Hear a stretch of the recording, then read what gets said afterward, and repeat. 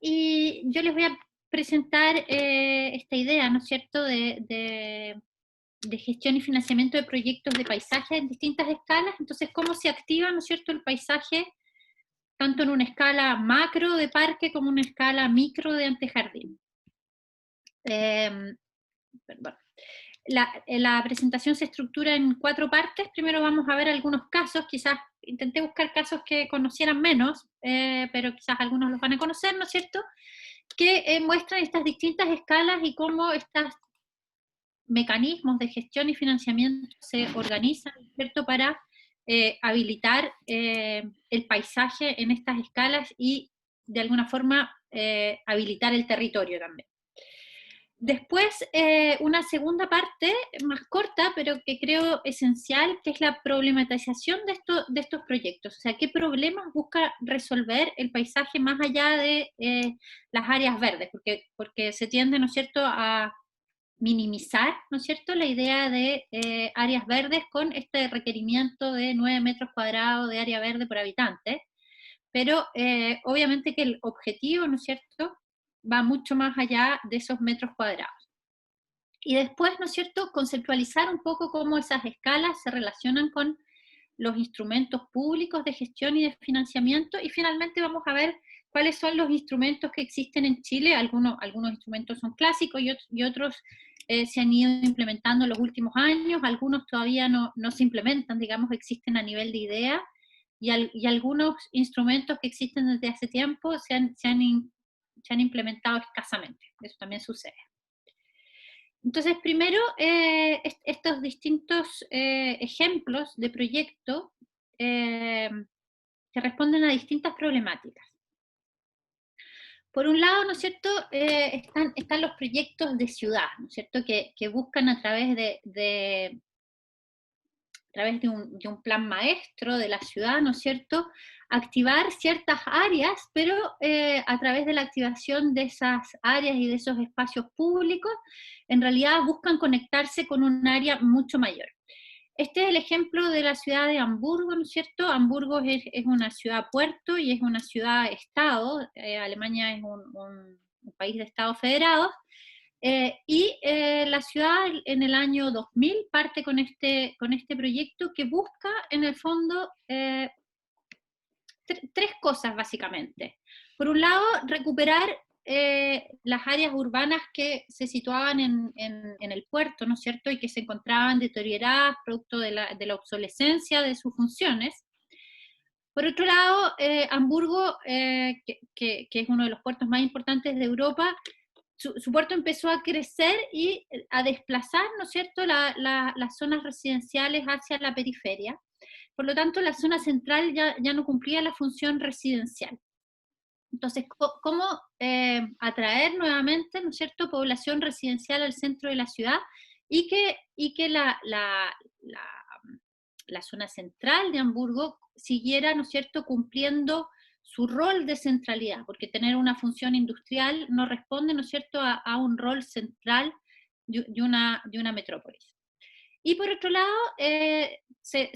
la población había crecido, ¿no es cierto?, al mismo tiempo que las zonas residenciales se habían desplazado a la periferia, y por lo tanto había que satisfacer necesidades crecientes de vivienda, y eso a un precio moderado.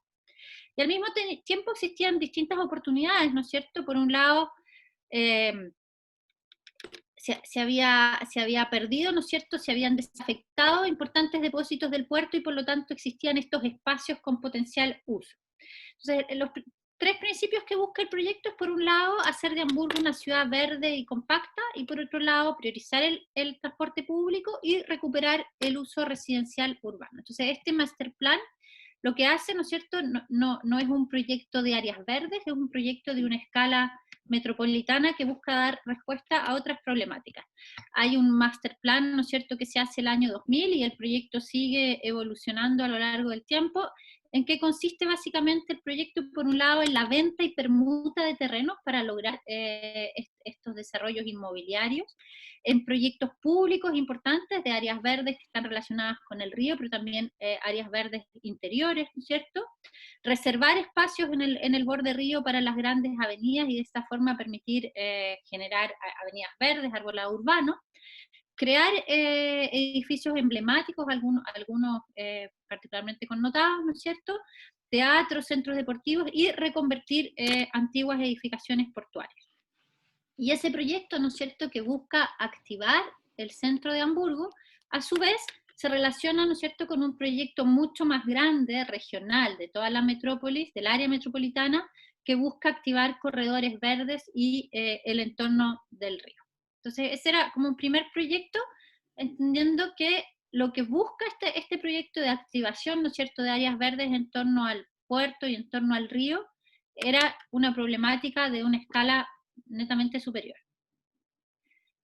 Después este proyecto bueno, cuya estética uno puede quizás no encontrar tan espectacular, pero es el proyecto de ciudades esponja, que es como un concepto que se desarrolló en China, ¿no es cierto?, en particular en la zona de Shenzhen, donde se produce eh, la, la- se combinan, ¿no es cierto?, dos problemáticas al mismo tiempo. Por un lado, un desarrollo urbano descontrolado, resultado del modelo neoliberal aplicado finalmente en China al desarrollo, y por otro lado, ¿no es cierto?, la alteración de los ciclos hidrológicos que producen grandes inundaciones, en particular en el periodo del monzón. Al mismo tiempo, esta hiperurbanización, ¿no es cierto?, también genera temperaturas elevadas y desaprovechamiento hídrico, porque se pierde la capacidad de absorción del suelo, ¿no es cierto?, a través de la urbanización.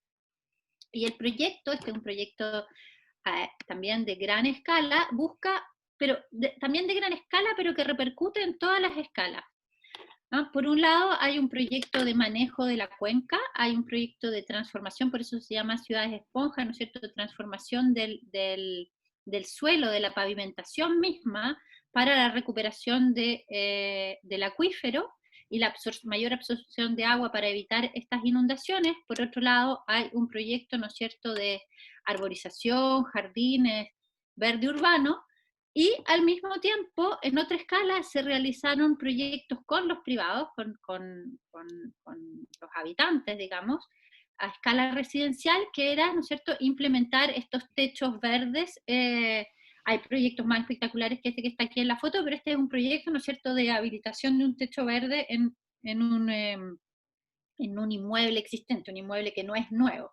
Y eso tuvo cierta dificultad, y por eso se asociaron, ¿no es cierto?, tanto el municipio, ¿no es cierto?, con una ONG que apoyó la gestión con los habitantes, para que aceptaran, ¿no es cierto?, la creación de estos techos verdes y vieran que eso podía aportar un beneficio. Y por otro lado, ¿no es cierto?, la generación de microjardines y espacios públicos en todas partes donde podían hacerlo, para aumentar, ¿no es cierto?, la absorción del acuífero. Entonces, de nuevo, la idea era mostrarles un proyecto, ¿no es cierto?, donde el área verde, la generación de áreas verdes, ¿no es cierto?, cumple una función que va mucho más allá. Este es un proyecto, otro ejemplo, que es completamente distinto, ¿no es cierto? En Francia existe a diferencia de esta mirada que tenemos nosotros, ¿no es cierto?, de leyes compactas o de leyes que aplican a cada sistema, por así decir, ¿no es cierto? Tenemos una ley general de urbanismo y construcción, que es la que rige, o queremos que rija, ¿no es cierto?, todas las problemáticas urbanas. En Francia existen un conjunto de leyes bastante enredado, en verdad, que no pretenden modificar el código de urbanismo, pero al contrario se le van como se van adhiriendo, ¿no es cierto?, al código, y no tienen, y cada una, ¿no es cierto?, busca resolver un problema sin intentar tener una gran ley paraguas, más bien son una cantidad de leyes que se van agrupando unas con otras. Dentro de la legislación existe, ¿no es cierto?, este instrumento que se llama el esquema de coherencia territorial. El esquema de coherencia territorial busca resolver problemas a escala de intercomuna, no a escala ni regional ni provincial, sino a escala de una intercomuna que tiene que tener coherencia funcional, ¿no es cierto? En general, esta coherencia funcional está definida por los desplazamientos al lugar de trabajo. ¿ya? Es muchas veces una cuenca, pero no siempre, son las personas que se desplazan, ¿no es cierto?, dentro de cierto radio para ir a trabajar, la combinación residencia-trabajo. En este caso es el esquema, es el ejemplo de Bordeaux. Bordeaux es una de las intercomunas más importantes, también más avanzadas, digamos, con una gestión más histórica importante. Eh, es también una intercomuna rica, lo cual también la beneficia, ¿no es cierto?, en su capacidad de gestión. Y dentro del SCOT, de este esquema de coherencia territorial, viene a agregarse, ¿no es cierto?, a través de otra ley, porque el SCOT está comprendido en el Código de Urbanismo, que es esta, lo que se llama la ley Grenelle, que es una ley, ¿no es cierto?, de implicación nacional para el medio ambiente. Y la ley Grenelle establece dentro de sus mecanismos, ¿no es cierto?, para el medio ambiente, un plan de naturaleza que define como la red verde y la red azul. La red verde y la red azul lo que buscan es poner en valor y proteger grandes sistemas, ¿no es cierto?, hidrológicos y grandes sistemas, grandes ecosistemas, ¿no es cierto?, asociados a esta hidrología, y que pueden pueden corresponder tanto a zonas protegidas como espacios públicos urbanos, como a zonas agrícolas. Es una mezcla, ¿no es cierto?, de todos estos sistemas que construyen finalmente corredores.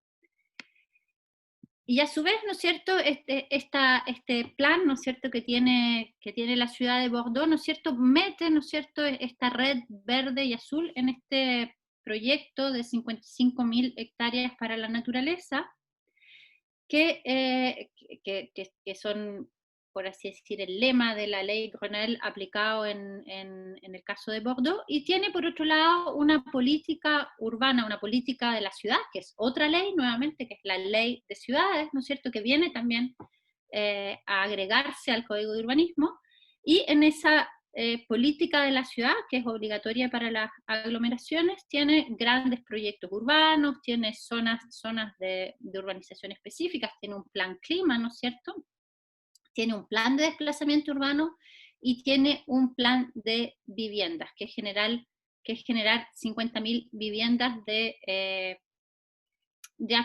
accesibles, digamos, no obligatoriamente viviendas sociales, pero de precio moderado.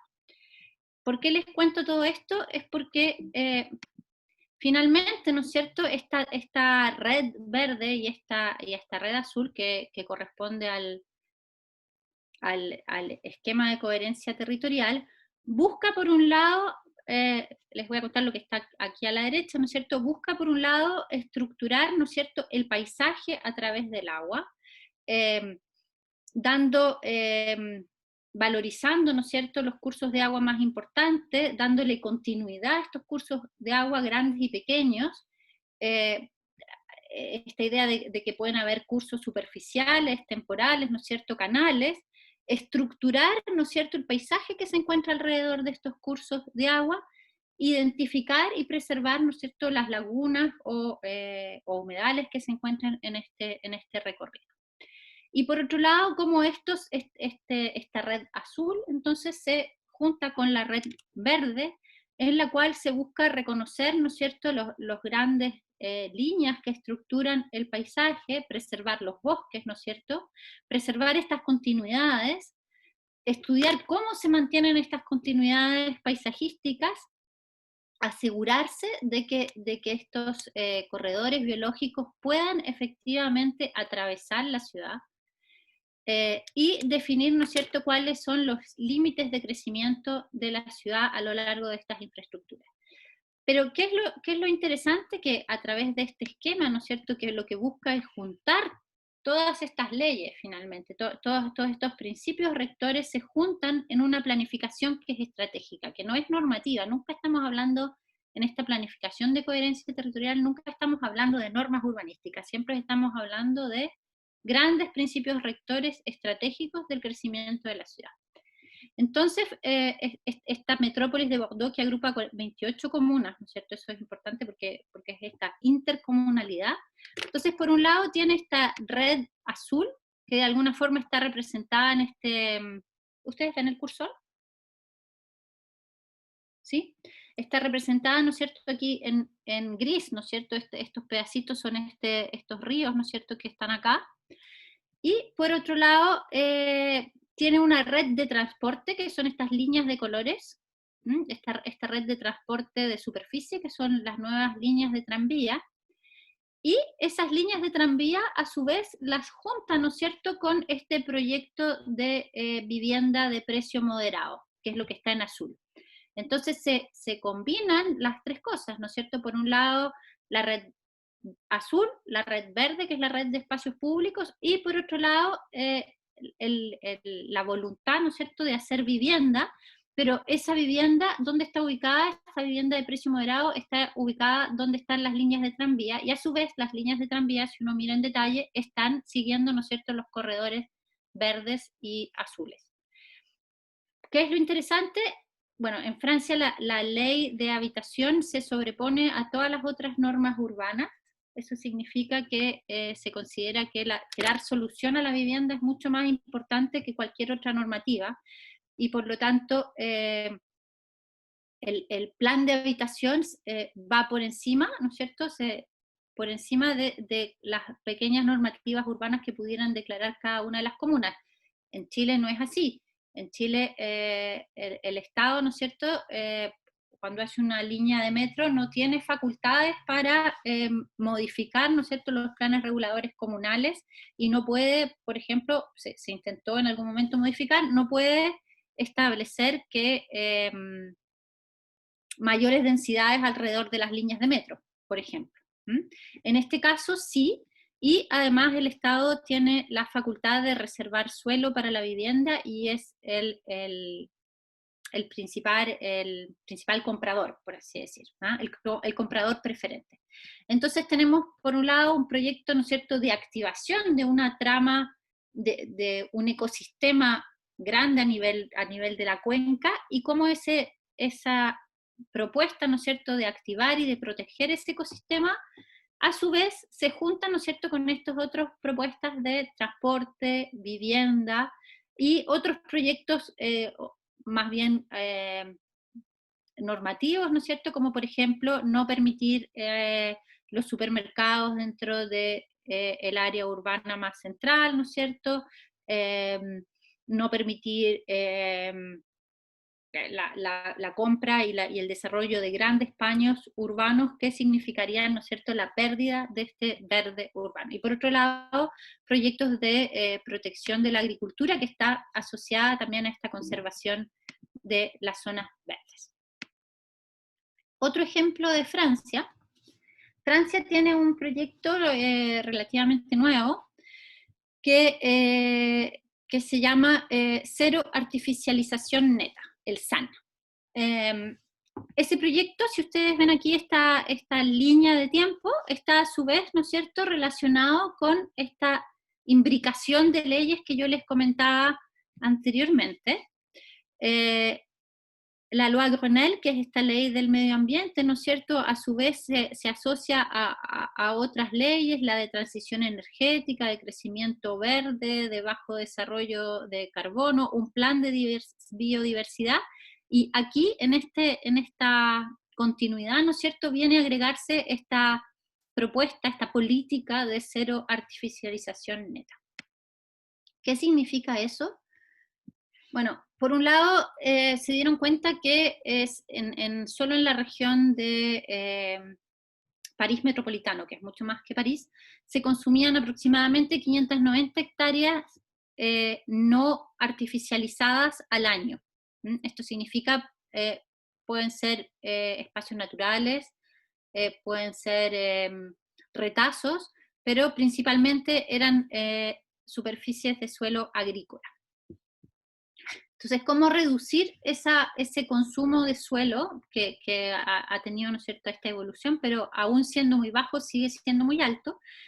Y por un lado, ¿no es cierto?, sabemos que el suelo es un recurso escaso, no se puede seguir consumiendo a esa velocidad. Por otro lado, el suelo es una reserva de biodiversidad, permite la producción de alimentos, si bien hoy en día estamos acostumbrados, ¿no es cierto?, a que las cosas vienen de cualquier parte. Esa no es la idea, quizás menos ahora en las condiciones de pandemia. El suelo es también un regulador climático, es también un elemento que permite la resiliencia y la respuesta ante riesgos naturales, y permite absorción de agua, ¿no es cierto?, y a su vez garantizar el bienestar de la población. Por un lado, ¿no es cierto?, estaban todas estas problemáticas, y por otro lado, hay muchas cosas que en realidad se dieron cuenta que no sabían, ¿no es cierto?, qué significa exactamente cuál es la medición, o qué es lo que se podría medir para comprender cuál es el impacto de la introducción de aerosoles, ¿no es cierto?, en la atmósfera, cuál es realmente el impacto en la erosión, etcétera. Por lo tanto, se toma una decisión independientemente de no tener todas las medidas cuantificadas, porque sí sabemos que el problema existe. Y este problema, ¿cómo se va a abordar? Se va a abordar en muchas escalas, ¿ah? Esto es un área, como ustedes pueden ver, al interior de un conjunto de edificios, como un área muy urbanizada, y por otro lado hay eh, otras, otras escalas, ¿no es cierto? El proyecto se aborda en todas las escalas. ¿Cuál es el principio? Cómo rehacer la ciudad sobre sí misma, porque por un lado se quiere reducir, ¿no es cierto?, la artificialización del suelo, pero no se quiere reducir la generación de viviendas, y por lo tanto tengo que permitir que exista suelo urbano residencial. O sea, no puedo dejar de tener suelo residencial. La cero artificialización del espacio no puede significar que sean desplazados, ¿no es cierto?, los habitantes más allá de lo razonable. Entonces, el principio es hacer la ciudad sobre sí misma. Entonces, ¿cuáles son las propuestas para eso? Por un lado, sobreponer, ¿no es cierto?, los proyectos de logística y de producción, que muchas veces están separados, ¿no es cierto?, las áreas industriales de las áreas de los puertos secos, por ejemplo, o las áreas industriales separadas, ¿no es cierto?, de las áreas de distribución, como grandes supermercados, o una distribución que podría ser, no sé, el terminal Lo Espejo, ¿ah? Entonces, como la producción y la distribución están juntas. Por otro lado, liberar, ¿no es cierto?, espacios de estacionamiento, que los espacios de estacionamiento sean también parques, por ejemplo. Introducir clústeres, ¿no es cierto?, de pequeñas y medianas empresas, de tal forma que éstas no sigan consumiendo suelo de manera desagregada, sino que puedan agruparse de alguna forma y en espacios que sean también verdes. Introducir vivienda en todos los bordes verdes, ¿no es cierto? Y generar, ¿no es cierto?, por otro lado, una cantidad de microproyectos de jardines hortícolas, ¿no es cierto?, de suelos absorbentes, de techos verdes, etcétera. Y se dieron cuenta que existían también oportunidades existentes, como por un lado hacer calles más verdes, ¿no? No todas las calles tan o suficientemente arborizadas, o suficientemente tratadas con un tratamiento paisajístico suficiente, eh, a pesar del espacio potencial que representan. Generar más bosques urbanos, ¿no es cierto?, en todos estos espacios. Los bosques urbanos no significa obligatoriamente que no tengan uso. Un estacionamiento puede ser un bosque urbano. Hacer cementerios parques, y juntar la infraestructura con la naturaleza. Por ejemplo, se han perdido, ¿no es cierto?, oportunidades como las plantas de tratamiento de aguas servidas, ¿no es cierto?, pueden ser, más allá de ser infraestructura, pueden ser también infraestructura verde.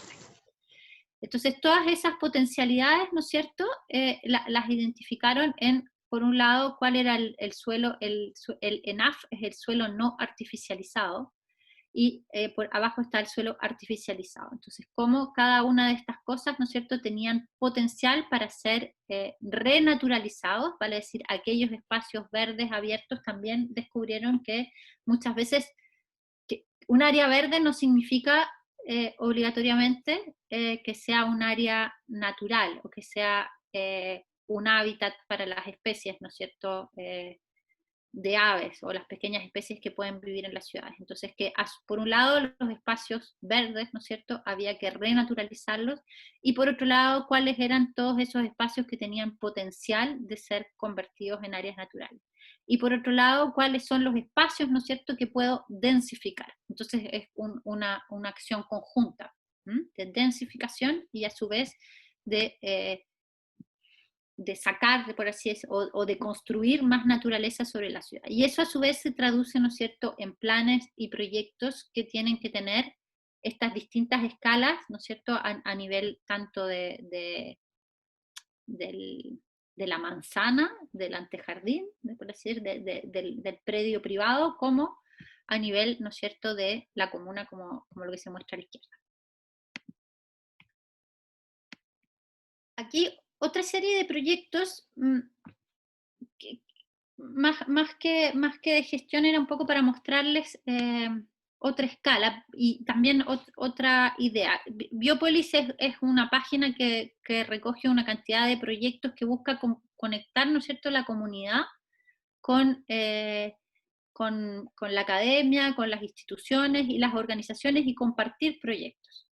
Entonces, por un lado tienen proyectos de gran escala, como puede ser, ¿no es cierto?, la habilitación de un lago, una laguna urbana, un estanque se diría en francés, pero que vendría a ser podría ser un humedal, ¿no?, en el caso de Chile.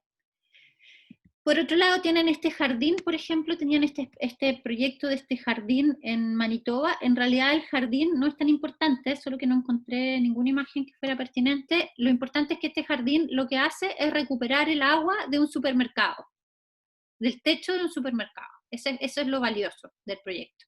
Entonces, más que el jardín en sí mismo, que como ustedes ven no es un área con un tratamiento muy, muy específico, lo que hace es habilitar un área verde natural a través de la recuperación de agua y lluvia. Y después está este otro proyecto, que es interesante, porque el proyecto en realidad tiene que ver con la protección de esta especie, que es esta ranita. Entonces, ¿cómo las áreas verdes en realidad lo que hacen, en este caso, es se constituyen alrededor de la protección del hábitat de esta especie de ranita? Entonces hay una cantidad de parques naturales, de distintas escalas, grandes, pequeños, urbanos, periféricos, pero todos están constituidos, ¿no es cierto?, a partir de la voluntad de proteger esta especie animal. Aquí un proyecto que encontré interesante, que es un proyecto en Portugal, en Porto. Porto es una ciudad interesante porque tiene muchas áreas verdes, pero tiene también muchas áreas verdes dejadas como en estado natural, como esa del jardín en base a la recuperación de aguas lluvias del supermercado. Porto está lleno de áreas verdes que no son nada específicos, pero que están, y también eso nos habla de una sociedad que protege, ¿no es cierto?, su naturaleza, la naturaleza, más allá de que ella esté constituida y diseñada. O sea, está todo dejado en estado bastante natural alrededor del río. Bueno, pero tienen un proyecto que es de plantar 10.000 árboles en jardines privados y patios para el 2020, para este año, no sé si se habrá logrado. Es interesante porque lo que hacen es promover, ¿no es cierto?, que eso es algo que hemos conversado, ¿no es cierto?, con Osvaldo. Muchas veces las ciudades construyen su verde urbano a través de la existencia en realidad de espacios privados, de verde urbano privado. Entonces, ¿cómo fomentar que ese verde urbano privado se desarrolle? Bueno, promovieron, ¿no es cierto?, regalar árboles que no son tan pequeños, ¿no es cierto?, árboles a la ciudadanía, y que los fueran a retirar para plantar en sus casas. Y por otro lado, plantar árboles en las principales rutas de circulación. Las ciudades chilenas no siempre, o sea, las ciudades chilenas tienen un problema de arborización, creo yo. En general, ¿no es cierto?, no existen grandes problemas de arborización. Entonces, ¿cómo generar estos corredores verdes a través de las vías existentes. Hacer un bosque urbano nativo, ¿no es cierto?, en base a un espacio bastante pequeño. Si uno lo piensa a la escala que nosotros estamos pensando, o a la escala de nuestras ciudades, 4 hectáreas, pero 4 hectáreas para Puerto no es tan poco. Y por otro lado, producción de árboles para justamente poder entregar árboles tanto a los usuarios privados para que los planten en sus jardines, como para poder generar estos corredores verdes. Entonces, para poder hacer estos proyectos, tengo, ¿no es cierto?, que tener por atrás, ¿no es cierto?, un proyecto de vivero, porque si no, lo más probable es que no pueda proveer la cantidad suficiente y a un precio razonable para que se generen estos proyectos. Y al mismo tiempo tienen una red de huertos urbanos que son tanto públicos como privados, huertos privados en residencias de habitación, y huertos públicos como este huerto, que es un huerto municipal, el huerto más grande de la ciudad. Que es una idea que se ha ido reconstituyendo bastante, digamos, en Europa, que se había perdido y que cada vez está más en boga. Volviendo a Chile, entonces, y pensando en cómo se han activado, quería partir con este proyecto del Parque Forestal, porque el Parque Forestal es un espacio, un área verde primada, ¿no es cierto?, de la ciudad de Santiago. Y en realidad el Parque Forestal, obviamente se construye un área verde per se, ¿no es cierto?, con un diseño específico y que busca, ¿no es cierto?, que corresponde a cierto periodo de la ciudad, pero es resultante en realidad del plan de canalización del río Mapocho. El plan de canalización del río Mapocho lo que permitió fue liberar, ¿no es cierto?, áreas que eran inundables de la ciudad, y por lo tanto activar, ¿no es cierto?, suelo urbano. Y eso permite, por un lado, embellecer, ¿no es cierto?, la ciudad, incorporar, en esta idea de Vicuña Maquena, incorporar las dos riberas del río Mapocho, que antiguamente eran difíciles de cruzar, estaban desintegradas, ¿no es cierto?, la ciudad en su zona norte y su zona sur.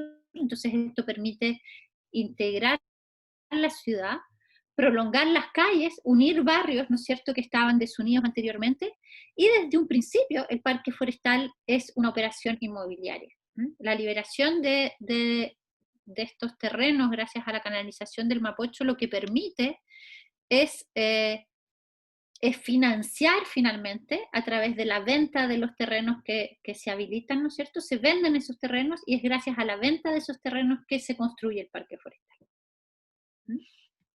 Este parque que tenía otras condiciones a las que conocemos hoy en día, y que tenía en calle Ismael Valdez Vergara, ¿no es cierto?, toda esta serie de chalets que ya no existen, digamos, hoy en día existen estos edificios, pero aún así, ¿no es cierto?, esos edificios generan, ¿no es cierto?, a través de la generación de plusvalías, aportan una mayor recaudación de impuestos al municipio de Santiago. ¿Por qué se lo mostraba justamente antes del Parque Bicentenario? Porque prácticamente un siglo después, o mucho más, casi un siglo y medio después, ¿no es cierto?, 1875, el plan de Vicuña Maquena, se hace el Parque Bicentenario, y el Parque Bicentenario tiene un poco el mismo carácter, ¿no es cierto?, el mismo rol que el Parque Forestal. Busca resolver el problema de las riberas abandonadas del río Mapocho, que presentaban alto deterioro, que era contradictorio, ¿no es cierto?, con el desarrollo de la comuna de Vitacura, en las cuales se acumulaba basura, ¿no es cierto?, y se producían también inundaciones. Y por otro lado, ¿no es cierto?, el municipio tenía este problema y esta necesidad de generar un edificio municipal. Y creo que es uno de los mejores ejemplos de buena gestión pública, en el sentido de que se hace un convenio entre el municipio de Vitacura y los ministerios de Bienes Nacionales y Vivienda y Urbanismo. ¿Por qué Bienes Nacionales? Porque Bienes Nacionales es propietario, o sea, el bien alrededor del del eje de los ríos, ¿no es cierto?, es bien nacional de uso público. Entonces se desafecta una superficie pequeña, ¿no es cierto?, para permitir al municipio de Vitacura la ejecución de su centro cívico, su proyecto de edificio municipal, a cambio de que el municipio ejecute el parque. En este caso, ¿no es cierto?, es un municipio con importantes capacidades de gestión y por lo tanto va a financiarlo a través de un sistema de leaseback, que es un sistema de leasing básicamente, a través de donaciones privadas y a través, ¿no es cierto?, de la recuperación posterior de la plusvalía de los terrenos adyacentes, porque se genera, ¿no es cierto?, toda una secuencia de edificios, en la foto que vemos arriba, toda una secuencia de edificios que antiguamente no existían, no eran pensables, ¿no es cierto?, si no hubiese existido este parque. Y por otro lado, el parque se financia, ¿no es cierto?, con el arriendo de espacios para eventos, ferias, ¿no es cierto?, espacios comerciales, hay un restaurante, publicidad y concesiones. Entonces, es todo un sistema, ¿no es cierto?, que funciona alrededor del parque. Entonces, de acuerdo a lo que veíamos antes, mi preocupación era, de alguna forma, intentar comprender cuál es el problema que buscan resolver estos proyectos de activación del paisaje, porque finalmente todo proyecto público se justifica porque busca resolver una problemática. Entonces, ¿cuáles son los problemas que están asociados a estas áreas verdes, finalmente, estos espacios públicos que se generan? O sea, hay problemas que se sitúan en distintas escalas, ¿no es cierto? Por un lado, veíamos al principio, hay proyectos que buscan resolver tensiones, ¿no es cierto?, metropolitanas entre el centro y la periferia de la ciudad, como el proyecto de Hamburgo, por ejemplo. Después hay proyectos que buscan resolver la pérdida de suelo agrícola o suelo natural, no obligatoriamente agrícola, pero suelo no urbanizado. Después está la obsolescencia de grandes infraestructuras, como los puertos. El puerto de Hamburgo es un ejemplo, pero Puerto Madero también buscaba resolver el mismo problema y de alguna forma permitió habilitar también o darle un nuevo valor a la reserva natural que está enfrente. La necesidad de nuevo suelo urbano para la vivienda. ¿Por qué? Porque muchas veces estos suelos asociados, ¿no es cierto?, a áreas deterioradas, no son atractivos para generar vivienda, o también, ¿no es cierto?, a través de la permuta de terrenos yo puedo generar nuevos espacios para vivienda, o a través de la activación, ¿no es cierto?, de estas redes o estos corredores, ¿no es cierto?, voy a generar nuevas vías y nuevos suelo urbano. A través de eso lo que busco es atraer nuevos habitantes, nuevos habitantes que ojalá produzcan cierta mixtura, ¿no es cierto?, urbana. Busco generar corredores biológicos y evitar la pérdida de biodiversidad. La absorción de agua, y en el caso de Chile sería más bien la desertificación, podría evitar la desertificación, sería un problema que podría querer resolver. Y puedo también buscar la protección de especies en peligro que si bien uno tiende a imaginárselas siempre como muy alejadas de las áreas urbanas, en realidad hay muchas especies que conviven o han aprendido a convivir bastante cercanas a áreas urbanas y que por lo mismo se encuentran en peligro o amenazadas o ya no pueden, ¿no es cierto?, circular por sus corredores naturales. Entonces es recién en la mesoescala donde finalmente el problema que busco resolver es esta dotación de áreas verdes por metro cuadrado. Si se fijan, no es ese problema que suele situarse como el problema central o como el único, o como la justificación máxima para generar áreas verdes y activar el paisaje, aparece en una escala mucho más acotada. Lo que puede resolver la activación del paisaje tiene que ver con el territorio, con una escala mucho mayor. Y en la mesoescala efectivamente está la dotación de áreas verdes, resolver el deterioro urbano, los microbasurales, por ejemplo. También las áreas verdes son un regulador del microclima, permiten un mayor bienestar y confort urbano. Pueden ayudar, ¿no es cierto?, a la habilitación y renovación de sectores residenciales, como lo que veíamos en el caso del Parque Bicentenario o en el caso del Parque Forestal a principios del siglo XX, permiten reposicionar suelo urbano desvalorizado o desafectado, sería la propuesta que tiene, por ejemplo, el Parque Portal Bicentenario, el Parque Cerrillos, ¿no es cierto? Busca finalmente reposicionar suelo urbano desvalorizado a través de la generación de este gran parque urbano, y busca aumentar, ¿no es cierto?, las plusvalías urbanas, como veíamos en el caso del Parque Forestal y el caso del Parque Bicentenario. Lo que buscan es aumentar también la recaudación municipal, y a través de esa recaudación municipal, a su vez, los municipios pueden generar nuevos proyectos de área. Y es en la microescala, ¿no es cierto?, muchas veces en donde se juegan estos corredores biológicos de la macroescala, en realidad se van a jugar la vida en la microescala. Porque si no resuelvo esta continuidad a nivel de la calle, a nivel de los jardines privados, muchas veces, no voy a poder, por más que tenga un gran proyecto, ¿no es cierto?, a nivel de macroescala, si no lo resuelvo en la microescala, no se va a lograr. En la microescala también hay proyectos de mejoramiento urbano que pueden ser súper puntuales, que pueden estar asociados a una esquina, ¿no es cierto?, una platabanda, un bandejón central, y también se generan espacios de convivialidad. Entonces, para estas distintas escalas de proyecto voy a tener también distintos mecanismos, instrumentos, que me permitan habilitar estas áreas, ¿no es cierto?, estas superficies verdes o estas áreas de paisaje. Voy a tener, en la macroescala, voy a tener que emplear instrumentos quizás de escala mayor, también de escala normativa mayor, como leyes, ¿no?, como esta ley Grenelle. Voy a poder implementar planes nacionales. A través de un plan nacional puedo, ¿no es cierto?, imponer de alguna forma desde el Estado central que se realicen acciones tendientes a cumplir, ¿no es cierto?, con esta ley, ¿no? Francia es un país súper centralista, por eso puede hacer estas cosas, ¿no es cierto?, de imponer, tener un plan nacional de cero artificialización y imponérselo a todas las comunas, y para imponerlo lo que hace es jugar, ¿no es cierto?, un poco a tener siempre una zanahoria de premio. Si ustedes hacen esto, entonces yo les libero esto, ¿no? Si funciona así, no es todo puro voluntarismo.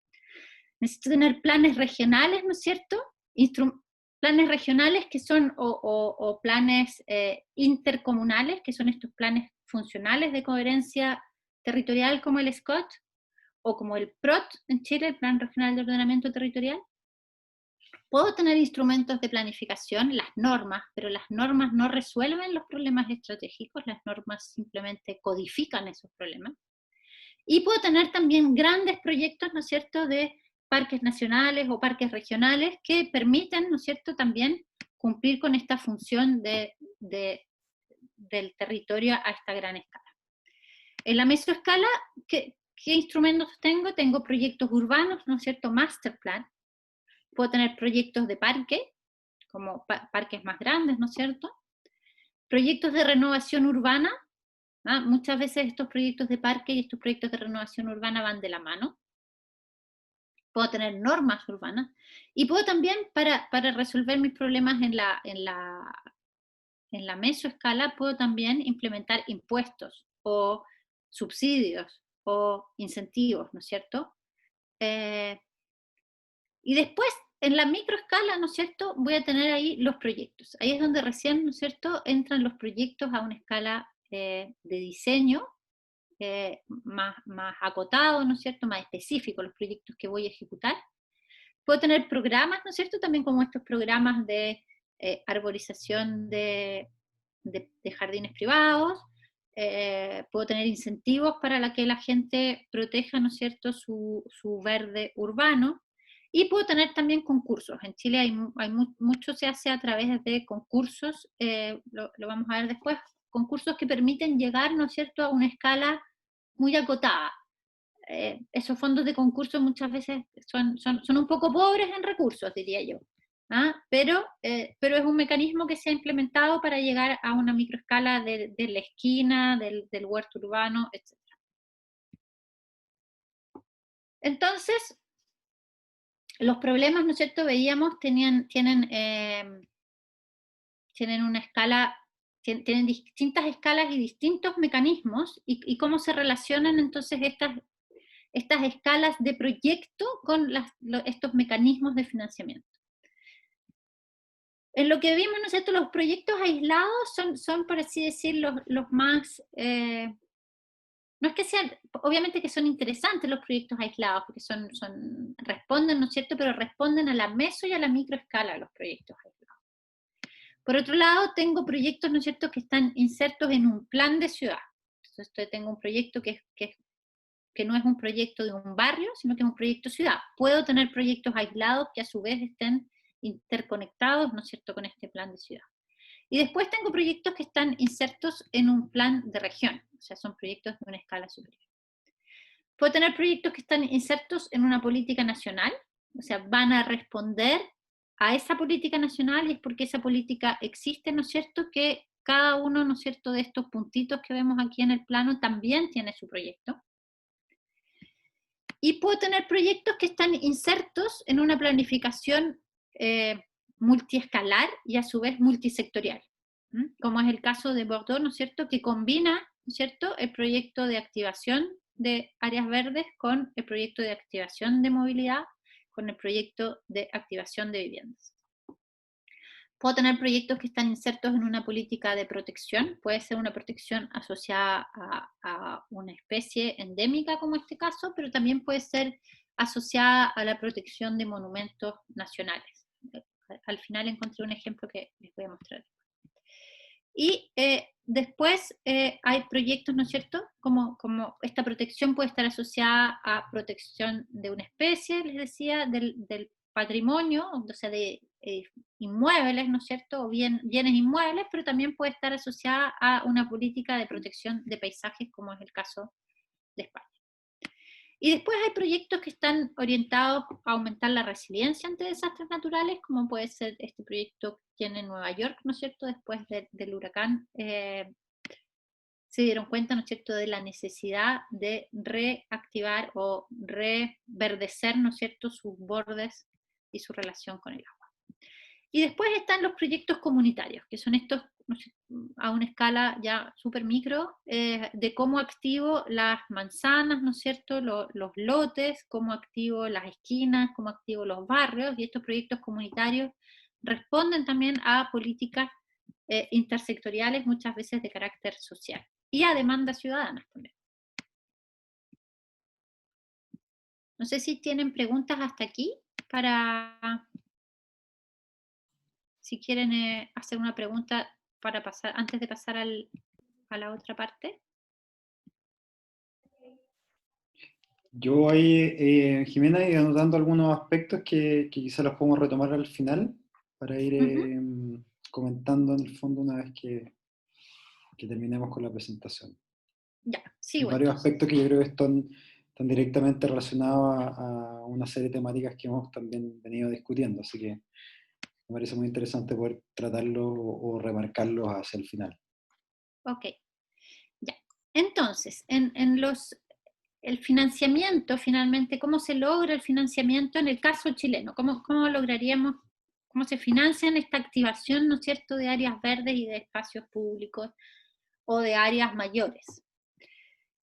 Están por un lado, ¿no es cierto?, los mecanismos más tradicionales y a escala del financiamiento municipal, porque son finalmente los municipios los quienes administran el espacio, el bien nacional de uso público en sus comunas, en sus territorios.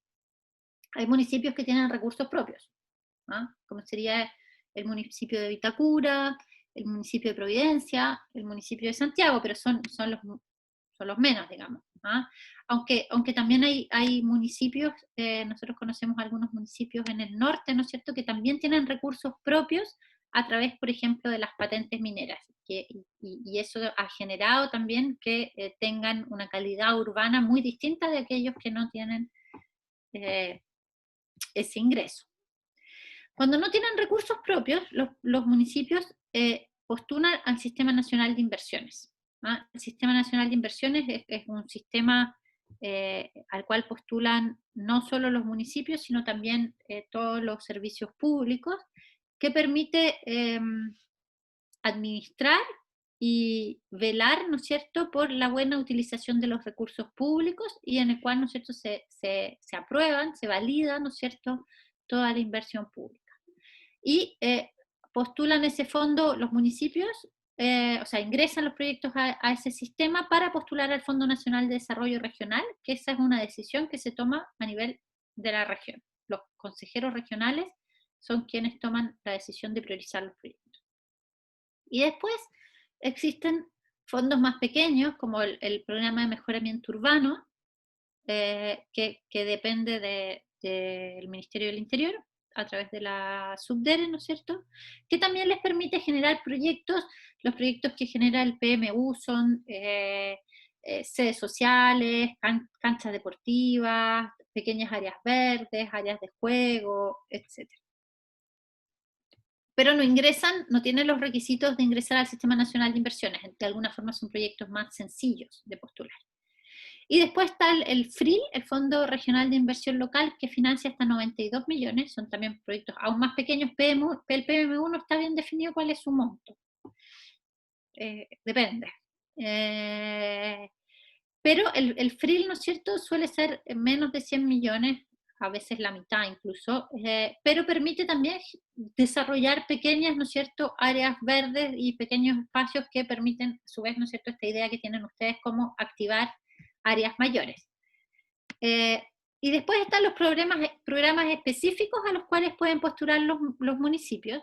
Por ejemplo, el programa concursable de espacios públicos del MIMBU, que financia hasta 30.000 UF, entre 3.000 y 30.000 UF, a la cual los municipios pueden postular tanto el diseño como la ejecución del espacio público. Y muchos proyectos se hicieron a través de este fondo, sobre todo cuando empezó, hace 20 años. Después hay programas específicos como el de puesta en valor del patrimonio, y por eso les decía que a veces el área verde se activa porque quiero proteger en realidad otra cosa. ¿Ah? Quiero proteger, en este caso, más bien bienes inmuebles. Pero a través de la protección de ese bien inmueble voy a activar todo el entorno, ¿no?, de ese proyecto. Y después hay municipios, ¿no es cierto?, que tienen una gestión más eficiente y que pueden postular a proyectos de leasing, de financiamiento con la banca privada, e incluso hay municipios que pueden vender terrenos para financiar sus proyectos de áreas verdes. Pero esos siempre son los menos. Después muchas áreas verdes se realizan, o sea, muchos espacios públicos o activación porque a veces puede ser una autorruta, ¿no es cierto?, una ruta puede significar la activación finalmente de un paisaje, incluso no invirtiendo nada en ese paisaje, ¿no? Si yo hago una costanera, estoy activando de alguna forma la vista al mar, pero no estoy haciendo nada para activarla, o sea, estoy haciendo una ruta finalmente. Entonces muchos proyectos se financian vía MOP. El MOP también financia proyectos a través de su dirección de obras hidráulicas, financia proyectos, ¿no es cierto?, de mejoramiento o de saneamiento, por así decir, tanto proyectos de saneamiento de aguas lluvias, como proyectos para el mejoramiento de las condiciones de seguridad, ¿no es cierto?, asociadas a eventos hidrológicos, hidrometeorológicos. Entonces existen también programas específicos como estos que comentábamos antes del MIMBU, el programa de puesta en valor. El programa de puesta en valor es en realidad un programa mixto, Dirección de Arquitectura del MOP, MIMBU y Subdere. Estos programas específicos pueden ser interministeriales. Y pueden haber también proyectos específicos de ciertos servicios públicos. Por ejemplo, CONAF tiene este proyecto del Jardín Botánico de Atacama, o CONAF también, ¿no es cierto?, tiene la atribución de invertir en sus parques nacionales e incluso de concesionar áreas de sus parques nacionales para generar mayores recursos que permitan su mantención. También pueden haber rutas de bienes nacionales que permitan generar proyectos. Para todas esas tipologías, ¿no es cierto?, de financiamiento, de todas formas, siempre lo que voy a tener que identificar primero es el problema, porque el Estado puede invertir sí y solo sí, ¿no es cierto?, es para resolver un problema de la población. Resolver un problema, lo cual puede significar una oportunidad no capturada, es un problema. Entonces, por ejemplo, si yo estoy perdiendo, ¿no es cierto?, la oportunidad de acceder a un recurso paisajístico que atraería un mayor número de turistas o que generaría un mayor beneficio para la población porque está invisibilizado, eso es un problema. A pesar de que en el fondo es una oportunidad no capturada, pero desde la conceptualización es un problema. Y ese problema, mientras más complejo sea, mientras mejor esté conceptualizado y mientras mejor pueda describir, ¿no es cierto?, si está asociado a seguridad, a acceso, a problemas de convivialidad, problemas ambientales, mejor, ¿no es cierto?, más fuerte va a ser su posibilidad de aprobación. Entonces, el problema, ojalá que no sea que me faltan metros cuadrados para llegar a los 9 metros cuadrados de área verde por habitante, porque eso siempre es insuficiente, y muchas veces el problema es mayor. Entonces, la idea es que ojalá poder describirlo, encontrar todas las aristas del problema. Y el proyecto tiene que ser una solución a ese problema, el proyecto que estoy proponiendo. Y a través de esa, ¿no es cierto?, de esta presentación del proyecto, voy a obtener la resolución favorable para su ejecución en el Sistema Nacional de Inversiones. Entonces, ese es como el mecanismo más tradicional de financiamiento. Después hay nuevos mecanismos, algunos inutilizados todavía, como por ejemplo la Ley de Aportes al Espacio Público.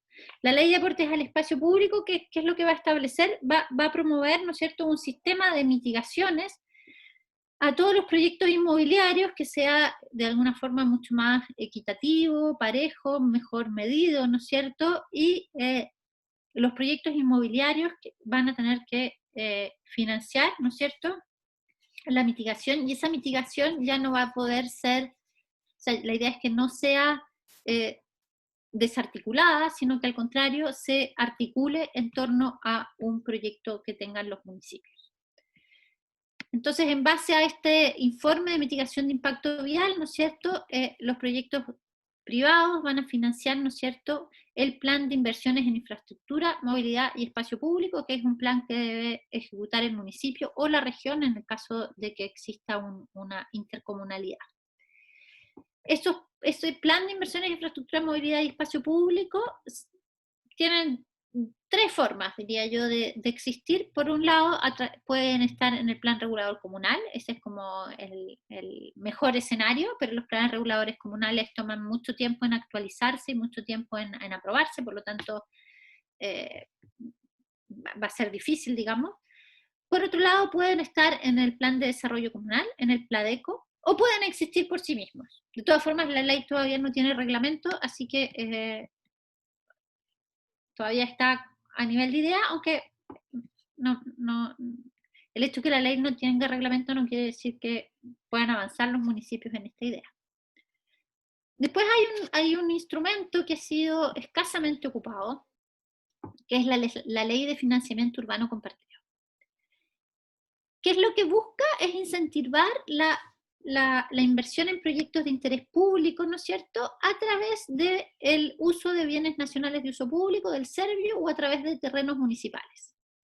Entonces, ¿qué es lo que busca finalmente? Es una ley bastante flexible o bastante amoldable, pero que no ha tenido el éxito que se esperaba que tuviera, digamos. Entonces los municipios o el Servio, ¿no es cierto?, disponen, por ejemplo, de terrenos inutilizados, ¿ah?, y lo ponen a disposición del privado. ¿Mm? A cambio, quiero ejecutar un parque, ¿no es cierto? Podría ser como la situación del parque forestal. El parque forestal sería un estupendo ejemplo de ley de financiamiento urbano compartido, pero antes de que existiera, digamos. ¿Ah? Entonces, finalmente, ¿qué hace el Estado? Pone a disposición, ¿no es cierto?, del privado una cierta cantidad de terrenos a cambio de que el privado ejecute el proyecto del parque. ¿Mm? Entonces, es una contraprestación. Y esto puede estar asociado a parques, edificios públicos, eh, ter- proyectos más pequeños como terrenos deportivos, etc. Se ha utilizado muy poco.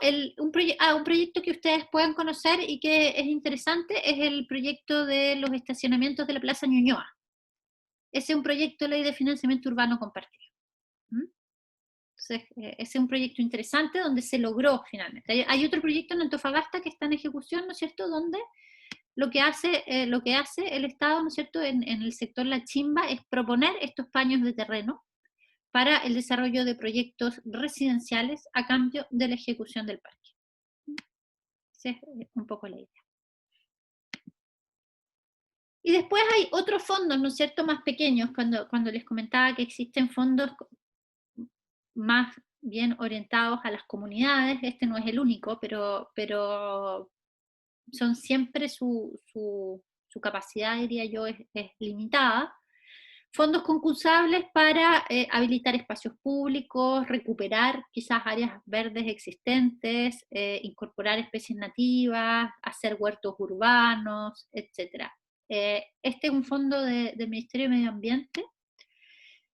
Financia actividades ciudadanas, iniciativas de pueblos indígenas, iniciativas de establecimientos educacionales y áreas verdes comunitarias.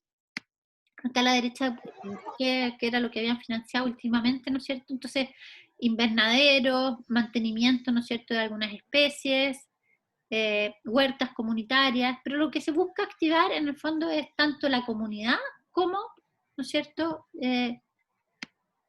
su relación con el área verde o con su relación con el paisaje, más que lograr habilitar un paisaje en sí mismo, dadas las características del fondo. Y por último, y estoy terminando, quería hacer un poco una recapitulación de cuáles son los tiempos del proyecto, ¿no? Porque muchas veces ustedes quizás ya lo han escuchado, o ustedes mismos se han sorprendido, ¿no es cierto?, de que la gente dice, uy, pero es que el proyecto se demoró 5 años. Bueno, es normal que un proyecto se demore 5 años. Casi que 5 años es bueno, es un proyecto exitoso, 5 años. ¿Ah? Entonces, ¿por qué los proyectos se demoran tanto? Bueno, porque entre el momento en que existe la idea de proyecto, ¿no?, que el hecho de que exista la idea no es suficiente, ¿no es cierto?, porque hay que poner de acuerdo una cantidad de actores.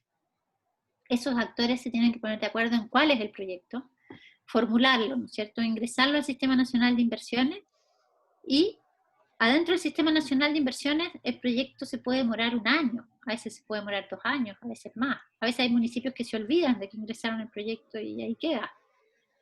¿Ah? Entonces tiene que ser aprobado, tiene que obtener la resolución favorable. Y una vez que el proyecto es aprobado, hay muchos proyectos que están aprobados pero que no obtienen priorización. ¿Ah?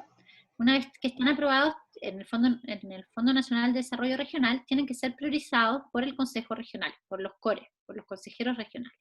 Son ellos quienes tienen la atribución de priorizar los proyectos. Es distinto, ¿no es cierto?, si es un proyecto sectorial de un ministerio, pero aún si es un proyecto sectorial de un ministerio, va a competir con otros proyectos, ¿no es cierto?, sobre todo en un país como Chile, que tiene, ¿no es cierto?, regiones tan disociadas, por así decir, las unas de las otras. Entonces, siempre la priorización va a ser un momento clave en el proyecto. Y para la priorización, ¿qué va a ser importante? Que el problema, que ojalá el proyecto resuelva la mayor cantidad de problemas posible, ¿no? Y por lo tanto, es ahí donde la problematización se vuelve importante y cómo comunico esa problematización.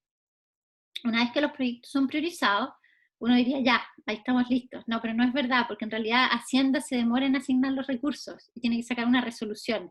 Y esa resolución se demora como 4 meses, ¿ya? Entre 3 y 6 meses. Por lo tanto, como lo mínimo que me voy a demorar en todo esto va a ser un año, como mínimo. O sea, si soy súper exitoso y súper eficiente. Después, una vez que fueron asignados los recursos, hay que preparar la licitación.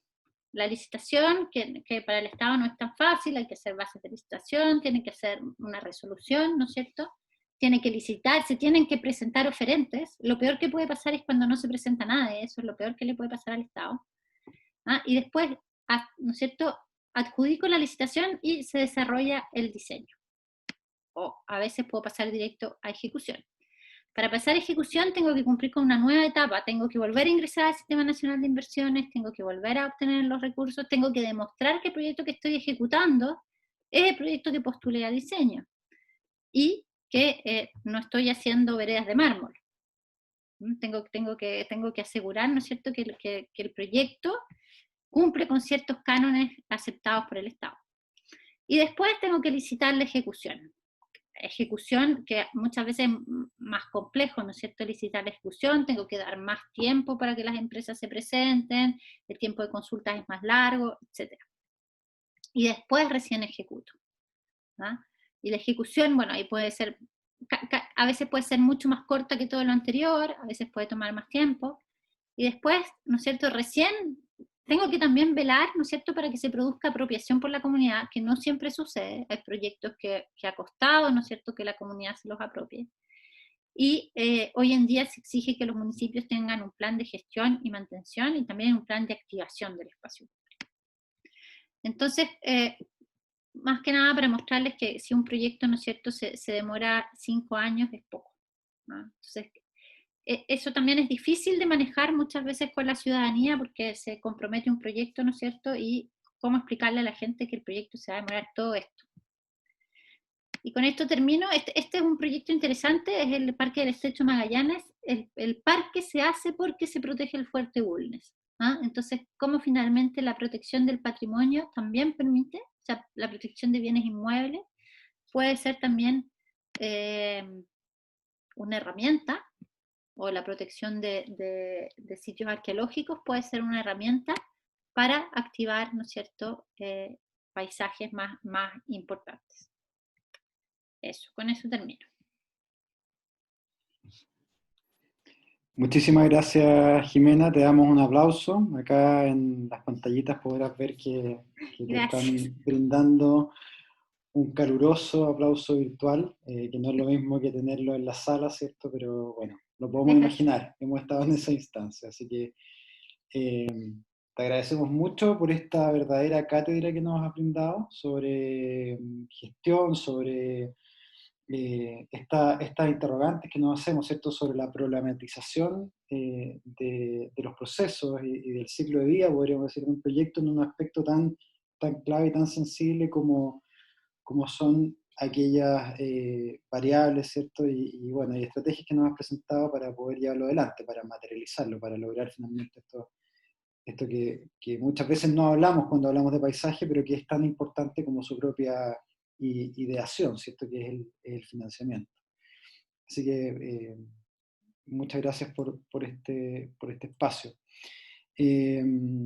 Bueno, dado que toca o aborda aspectos también muy directamente vinculados a discusiones que hemos tenido en el marco de este workshop, ¿cierto?, asumiendo un desafío que parte de una premisa que tú también la has tratado, ¿no? Y que quizá me gustaría partir como profundizando un poco ese aspecto, que es la dificultad para poner en marcha proyectos, especialmente para poder materializarlos en el ámbito particularmente del paisaje, y en particular aquello que tradicionalmente se ha mencionado como áreas verdes urbanas, parques urbanos, o podríamos decir sistemas de áreas verdes, que por cierto hoy día también uno los puede discutir desde su propia denominación, ¿no? Es decir, cuando hablamos de áreas verdes, y remitimos más bien a un contexto climático tan diverso como es el caso de Chile, cuando asistimos también a ciudades que tienen necesidades tan diversas, que están también muchas veces articuladas con sistemas naturales preexistentes, como quebradas, humedales, cerros, islas, etc.,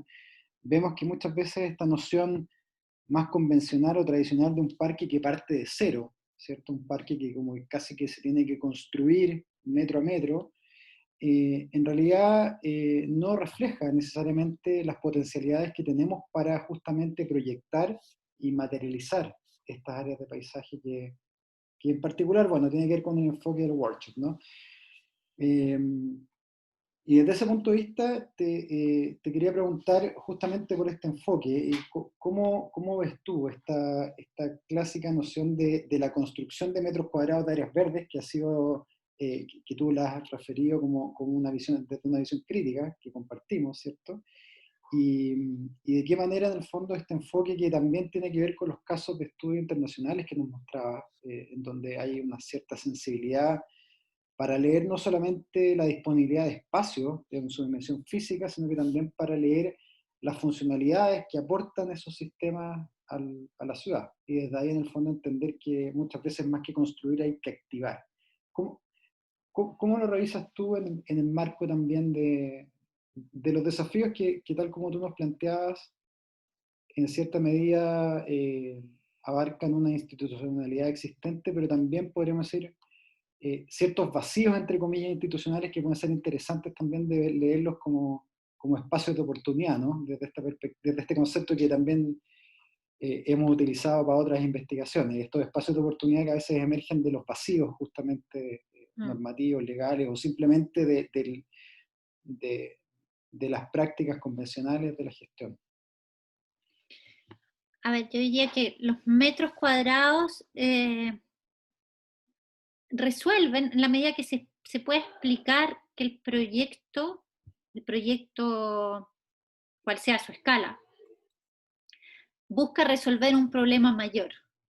Es quizás eso lo que hay que lograr transmitir de mejor manera, ¿no es cierto? Porque esa es la herramienta de convencimiento, finalmente.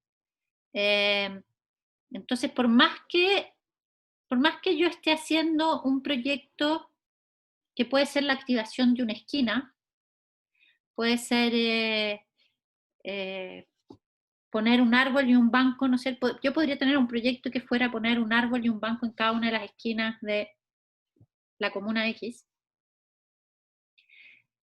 El proyecto, y ahí a veces nos cuesta, ¿no es cierto?, como arquitectos, salir de nuestro rol de diseño. El, el proyecto no, yo siempre digo, el proyecto siempre el objetivo final de todos los proyectos es mejorar la calidad de vida de las personas, siempre.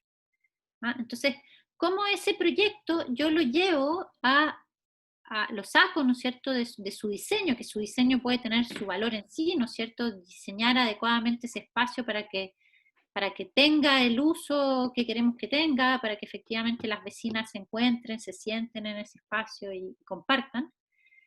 ¿Cómo finalmente a través de eso yo estoy activando una comunidad? Estoy activando quizás el comercio, ¿m? Estoy activando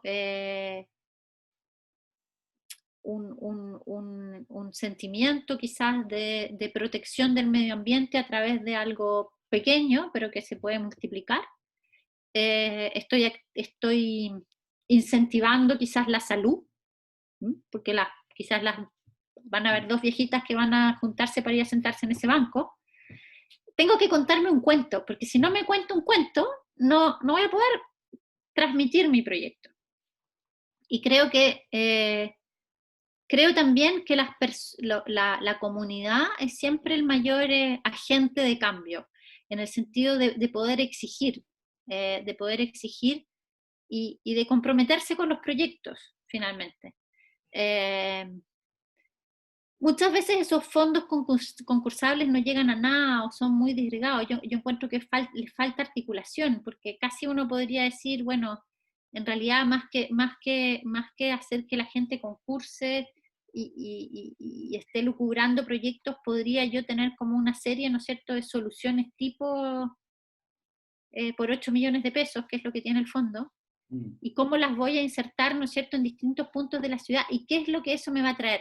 No sé si ustedes conocen el proyecto de Van Eyck en Ámsterdam, ¿no es cierto?, que son como 300 playgrounds, ¿no es cierto?, que finalmente son inversiones muy pequeñas. Claro. ¿Ah? Podría hacerlas comparables con ese fondo de 8 millones de pesos, pero que son sistemáticas. ¿No? Muchas veces quizás lo que nos falta es sistematización de esas inversiones.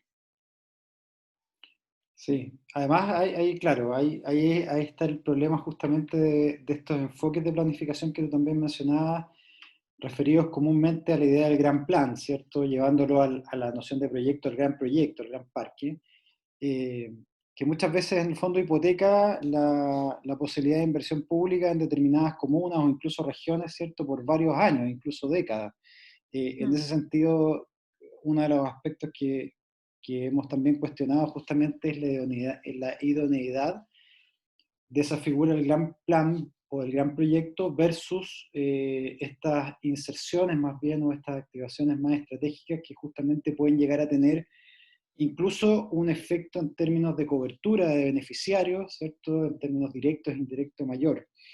Desde esa perspectiva te quería llevar a un concepto que yo sé que tú manejas bien y que lo hemos conversado en otras ocasiones, y también situarlo dentro de esta lógica del proyecto de paisaje, que es el concepto de la rentabilidad social.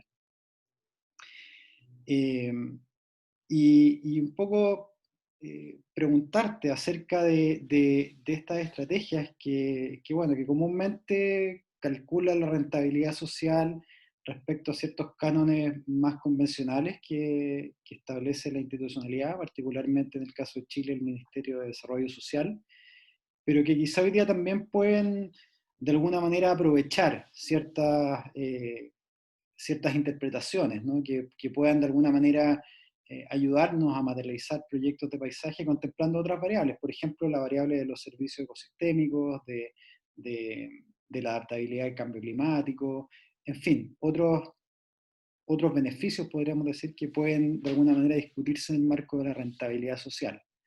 ¿Cuáles son, en definitiva, a tu juicio, esos desafíos o esas necesidades que pueden comenzar a discutirse a partir de este concepto?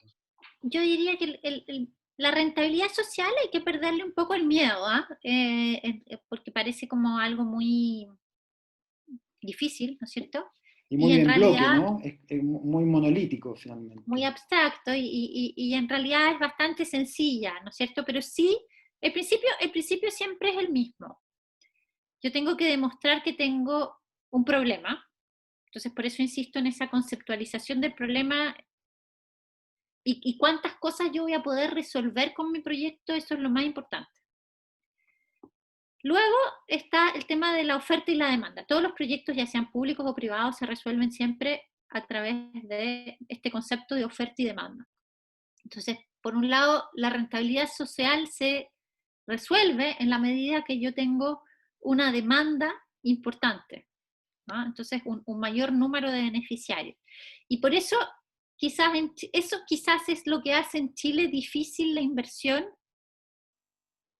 porque a esa escala, ¿no es cierto?, es difícil hacer competir cualquier comuna de la región metropolitana con cualquier otra comuna aislada en Chile, ¿no es cierto?, en número de beneficiarios y en inversión por beneficiario.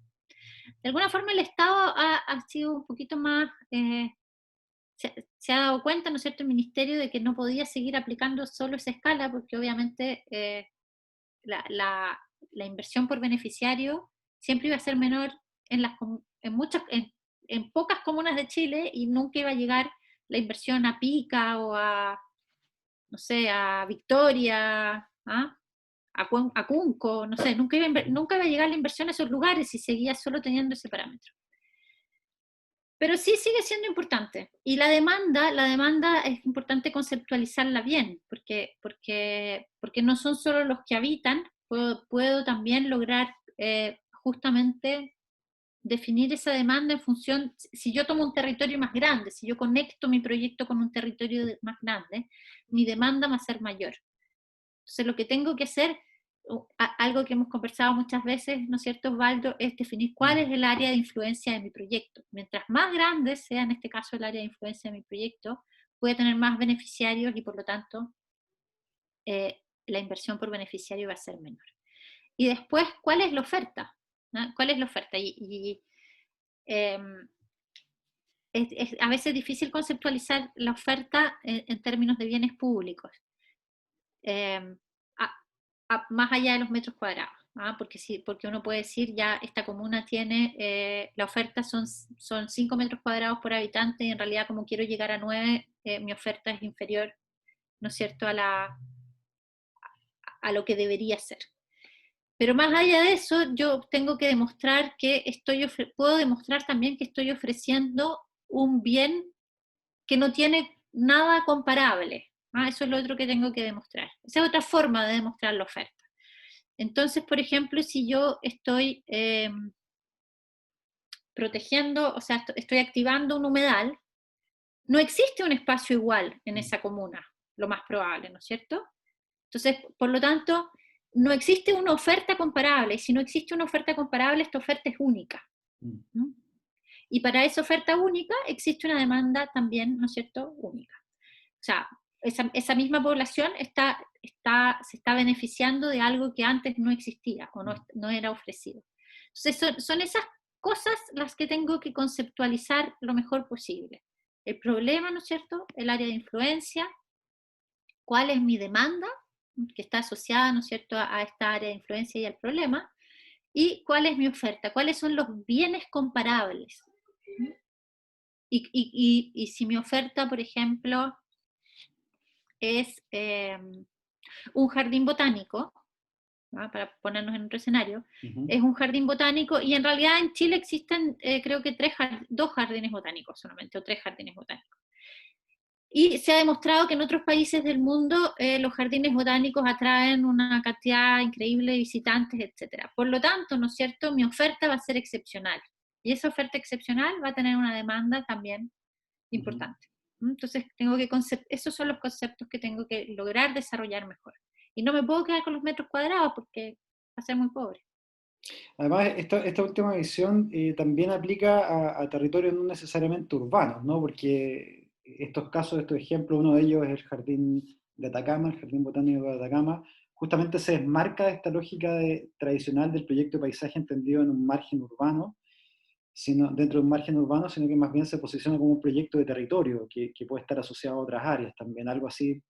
Tú mencionaste en la presentación vinculada a estos proyectos que ponen en valor áreas rurales, áreas agrícolas, y también nos mostraste en ese sentido instrumentos de financiamiento que tienen que ver con, de pronto, entidades que manejamos menos, por ejemplo, aquellos proyectos del programa de rutas de bienes nacionales, a lo cual también es interesante sumarle otros mecanismos de financiamiento que, por ejemplo, derivan de las compensaciones ambientales, ¿cierto? Que pueden en el fondo dirigir recursos que se generan por impactos ambientales a otras áreas dentro del territorio. Tenemos casos que son interesantes también de analizar, como el Parque Quilapilún, la Laguna Conchalí, que son derivaciones finalmente de proyectos de compensación ambientales. De hecho, estamos trabajando en un proyecto de investigación en Huasco, en la zona sur, que también tiene un poco esa misma lógica para constituir un parque de borde costero a partir de la lógica de las compensaciones ambientales. Y desde ese punto de vista, y es como la última intervención de pregunta que me gustaría hacerte, Jimena, tú mencionaste una frase que yo creo que es para hashtag, ¿no? Que tiene que ver con que las normas no resuelven los problemas estratégicos, sino que solamente los codifican. Me parece notable, lo voy a dejar anotado en la agenda, la podremos utilizar en algún momento. Y eso también lleva a pensar unos aspectos que tú comentaste, que tienen que ver con la diversidad de instrumentos, en el fondo, que nos permiten pensar en los financiamientos, ¿no?, en esta materialización. Eh, Algunos de ellos derivan de instrumentos de regulación, como Ujú. aquellos que establecen las normas, pero ya sabemos que las normas no resuelven los problemas estratégicos. Entonces comienza a aparecer también esta lógica de la negociación en el territorio, ¿no? Negociación que a veces es formal y pasa como a establecerse en las grandes ligas. En otros casos tiene que ver con negociaciones más específicas. Hemos hablado mucho en esta última conferencia y en estas últimas semanas del poder de lo colectivo, ¿no? Del poder del activismo, de esta lógica más bien desde abajo hacia arriba. Y, y en ese sentido me parecía súper interesante esta dimensión asociada a los incentivos. El incentivo no solamente como algo que se puede establecer entre dos actores que tengan como una misma simetría de poder, sino que muchas veces también en el fondo en estas lógicas de negociación que tienen que ver con colectivos que se conforman en determinados territorios para poner en relevancia, no sé, la conservación de un humedal o de un determinado componente o unidad de paisaje o un determinado proyecto, ¿no? De hecho, algunos notables proyectos de la experiencia internacional, dentro de los Highline, por ejemplo, ¿cierto?, que ha sido tan famoso en el último tiempo, emerge como parte de una negociación colectiva. Mm. Entonces, me parece interesante ese aspecto que tú mencionaste. Sí, tenemos mucha fe en las normas en Chile, una fe ciega. Eh, Siempre pero esperamos eso, ¿no? Esperamos que alguna norma nos diga qué es lo que hay que hacer. claro, pero no, pero las normas son solo herramientas, ¿ah? La norma no nos va a decir cuál es el proyecto que queremos. Eh, y creo que con el paisaje esto es mucho más visible que con, eh, con la masa construida, ¿no es cierto? Porque, porque justamente no puedo mucho, o sea, puedo normar metros cuadrados, eso es lo único que puedo normar. Pero tengo que tener una estrategia de lo que quiero hacer. Y ahí creo creo que las comunidades pueden exigir también a sus autoridades y le tengo fe a esta ley de aporte al espacio público en el sentido de poder quizás va a permitir ordenar, ¿no es cierto?, de alguna forma estas compensaciones, ¿no es cierto?, que se producen por otros proyectos, ya sea mineros, inmobiliarios, etcétera. Va a permitir ordenarla. Pero también podría uno pensar que ese mismo plan, ¿no es cierto?, de movilidad, infraestructura y espacios públicos podría tener muchas escalas. ¿Ah? Ojalá los municipios aprovechen de pensar en muchas escalas, pensar desde el proyecto de compensación mínimo, ¿no es cierto?, que podría ser un árbol, un banco, a el parque. Si el problema está en poder articular todas las escalas para que cobren sentido. ¿Ah? Ahí aparece el concepto de la hoja de ruta y la cartera de proyectos, que tú también en otros Sí, momentos has es tener un planteado. proyecto, pero esa hoja de ruta es estratégica, no va a ser normativa. Por Mm. eso a mí me gusta ese ejemplo, ese esquema, ¿no es cierto?, de todas las leyes francesas, porque siempre tenemos la expectativa de que va a haber una gran ley que va a venir a modificar todas las otras. Eso es súper difícil. Mm. ¿Ah? Más bien tenemos que lograr combinar, ¿no es cierto? Y en todo ese esqueleto normativo, la norma ocupa un espacio mínimo, si uno lo analiza bien. Mm. El resto son puros planes estratégicos, en verdad. Muy bien, bueno, nos hemos extendido mucho más allá de lo Sí. que originalmente habíamos previsto, así que te agradecemos la generosidad en tu tiempo, Jimena. Aquí, bueno, ha sido muy interesante. Acá hay una pregunta de ¿Ya? León que vemos en el chat. A ver, la vamos a leer un poco, ¿no? Para hacerlo más rápido. Y tiene que ver con cómo vislumbrar los verdaderos requerimientos latentes dentro de un territorio que se busca mejorar. Eh, bueno, hace referencia a esta plataforma o programa Biópolis que busca la interacción de disciplinas, dan ganas de crear un nuevo mecanismo, una nueva plataforma que permita mantener un intercambio de ideas y temáticas de ciudad entre lo académico y lo administrativo. buscando dar otra velocidad a los planteamientos prácticos y que busque integrar la dimensión económica desde la misma gestación y discusión de las ideas. Claro, en definitiva, creo que tiene que ver también con ser capaces de plantear ideas de proyecto que en definitiva sean consecuentes con las fases y los procesos que también tú nos mostrabas en términos de esta última lámina sobre las temporalidades, ¿cierto?, de un proyecto.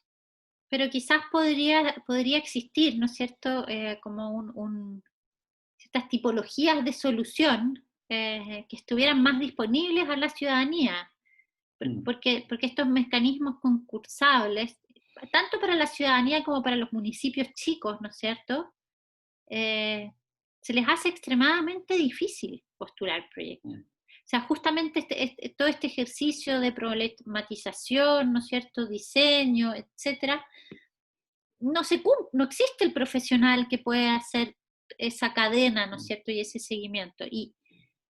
Y por eso, bueno, yo siempre digo que el problema en Chile es un problema de gestión, no es un problema de recursos. Ahora estamos en una situación distinta, ¿no es cierto?, porque la pandemia nos dejó con esta sensación de que los recursos no iban a alcanzar.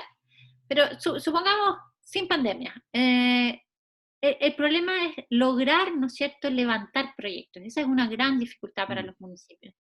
Y ahí es donde quizás la academia, ¿no es cierto?, o los profesionales podrían hacer efectivamente un trabajo pro bono para ayudar a que se levanten esos proyectos.